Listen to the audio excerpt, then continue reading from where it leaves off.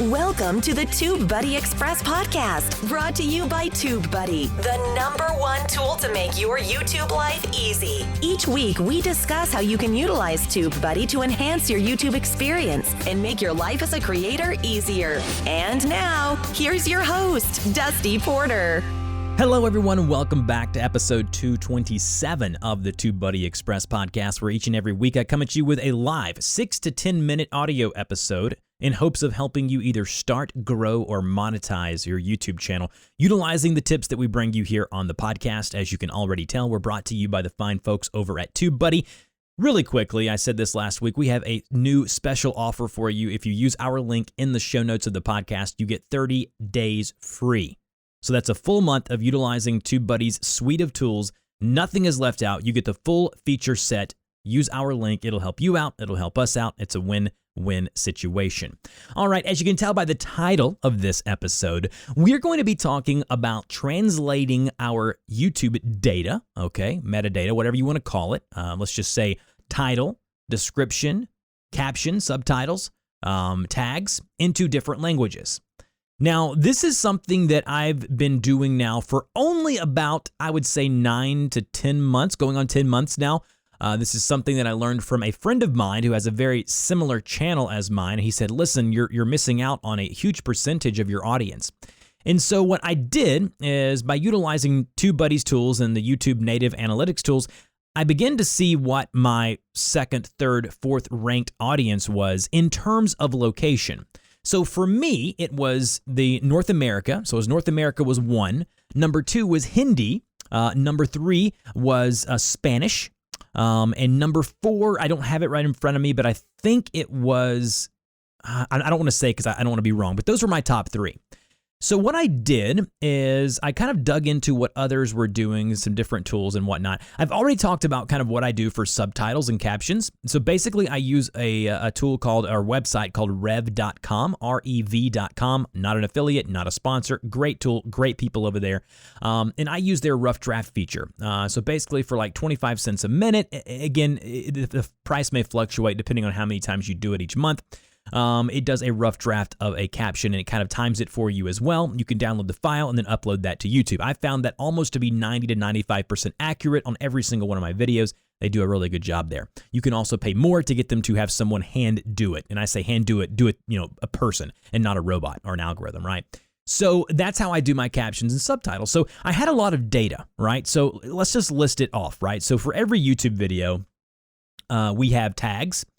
We have titles, we have descriptions, and then we have subtitles or captions that are kind of words that go as you speak as the video progresses, right? So you all know if you turn on subtitles on a movie or a TV show, kind of what that entails. A lot of video editors now currently have subtitle or caption features within them. Take a lot of time, very tedious. Utilizing TubeBuddy's tools, as well as rev.com. It's kind of made the process for me just a bang process, and it's just easy to do, very, very cheap, and I've found the benefits to be tremendous. It's just another thing for YouTube and Google and other search engines to crawl and to get data from. And my friend that I've talked about getting this information from actually said that he puts his complete captions in the description of his video and has found that's been very good for him. He does informational / educational content, so it kind of works for him. But if you're a vlogger or a gaming channel, you're obviously not going to do this, right? So we have all of this data that is in our native language, right? So whether it's English in my case or Spanish for your case or whatever the language is that whatever your primary language is for your channel. This goes to another topic that I've talked about here before, where we talk about, if I'm bilingual, should I create a new channel? Should I do 2 videos for every upload, one in English, one in Spanish, whatever? Again, that gets kind of murky. We're not going to talk about that today. But on the same video, if you can translate the title and the description and the subtitles into languages that are listening and viewing your content, like, it's a no-brainer, right? And so here's my process. I already told you how I get my subtitles, and I obviously create my own titles and description and tags.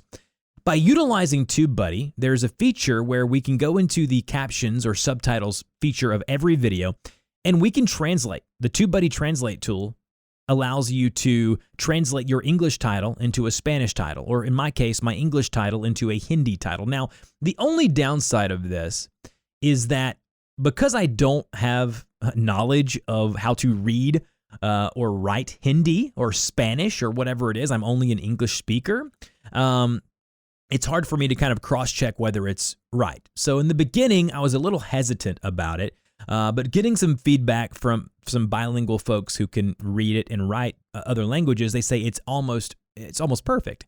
And so it's not always going to be perfect, but it gives you enough data for when folks kind of start to search or research a video or a topic about the video that you've created, it will come up on the YouTube Hindi page or the YouTube Spanish page or whatever that is. And so that kind of gets into our topic today of should you translate your videos into multiple languages and what benefits do you get from this? Now, we all know that the metadata, all of that kind of together, the conglomerative force of tags and titles and descriptions and subtitles and all of this, again, there's some more important than others, but all of that together kind of correlates into how your video ranks in search, right? How, not always, right? There's other elements as well, but all of that data is just more stuff feeding into these search engines. We all know YouTube is the second largest search engine behind Google, owned by Google or Alphabet, whatever you want to call it. And so with that being the case, why wouldn't we want other and more data out there? The more data we can push, the more information we can push,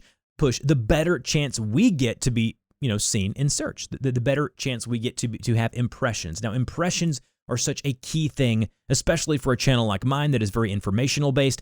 I want as many impressions as I can get. I want my stuff to be presented as many times as possible, and then it's my job to make sure they click. YouTube presents it, and then did I do a good job with my title, with my thumbnail? Thumbnail's a big part of this as well. So did I do a good job with all of this stuff? Kind of once it's presented, do folks want to click on it, right? So you can do all of this stuff with the data, but again, should you click on it? Now, in closing, I want to say this. It is just a good practice in business and in YouTube, in the case of what we're talking about today, to make your content accessible to as many people as possible. And translating titles and descriptions and captions are a good way of doing this, as it broadens the span of people, or it widens the gap of folks that you can capture in your net. And what I mean by a net, and I mean that in the nicest way, of just a video, right? So it allows you to broaden your audience. So now you're not just targeting English-speaking folks, you're also targeting folks who speak Spanish, or folks that speak Portuguese, or, again, don't do this for 100 different languages, right? Go and do your research, look at your analytics, see what the most top languages are that are kind of viewing your content, and go with the top 3 or the top 5, whatever is doable or feasible for you with your normal YouTube workflow. And TubeBuddy does a great job of making this easily with their Translate tool. So I'd like to know, do you translate any of your metadata? You can email me, dusty@dustyporter.com. The easiest way to get in touch with me, though, is over on Twitter. It is at DustyPorterYT over on the Twitter space. Really appreciate you guys. Don't forget to try out our 30-day free trial of TubeBuddy by using our link in the description of this podcast. And I will see you guys next week. Hey guys, thanks for listening to another episode of the TubeBuddy Express podcast. Don't forget to go in the show notes of this episode and take a listen to my other YouTube-centric show called YouTube Creators Hub, where I interview wonderful creators. And also, if you haven't tried out TubeBuddy's tool, click the link in the show notes, go download the free browser plugin or extension, whatever you want to call it, and boom, try it out. I promise you will not regret it. Don't forget to subscribe to the podcast if you haven't already, and leave a review, as that does help us grow the show.